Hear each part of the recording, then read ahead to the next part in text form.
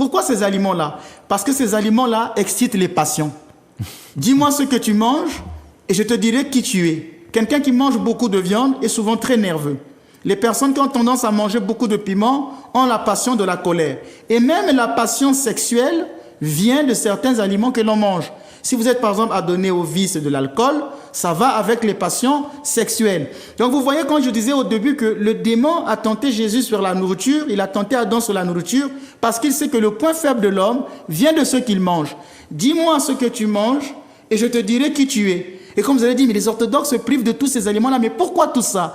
Parce que nous savons par expérience qu'il y a des aliments qui suscitent des passions en l'homme. C'est pourquoi durant le carême, on va jusqu'à se priver de ces aliments-là. Et notons au passage qu'il est interdit dans l'église orthodoxe de jeûner le dimanche. C'est le 18e canon du concile de Gand et le 50e canon du 6e concile œcuménique qui interdit de jeûner le dimanche. Le dimanche n'est pas un jour de jeûne parce que le Christ est ressuscité. C'est un jour de fête et de joie. Et je voulais vous dire que durant le carême orthodoxe, les orthodoxes ne vont pas à des fêtes. Ils ne vont pas en boîte de nuit. Ils ne vont pas à des fêtes. Ils ne vont pas à des soirées. Du lundi au vendredi. Sauf le samedi, dimanche, comme il n'y a pas de jeûne, ils peuvent. Mais en semaine, ils ne peuvent pas aller à des fêtes. J'étais surpris dernièrement qu'ici en Martinique, il y a eu le carnaval pendant 3 jours. Je ne suis pas contre le carnaval pourvu qu'il soit sain.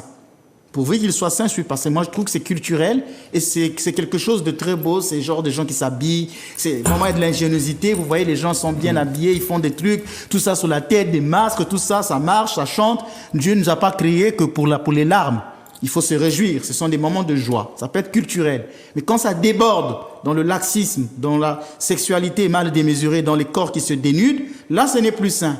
Mais là où j'étais surpris, c'est que normalement dans l'église catholique, il y a 2 jours de jeûne obligatoires. C'est le mercredi des cendres et le vendredi saint. J'étais surpris que le carême commençait le mercredi saint chez les catholiques.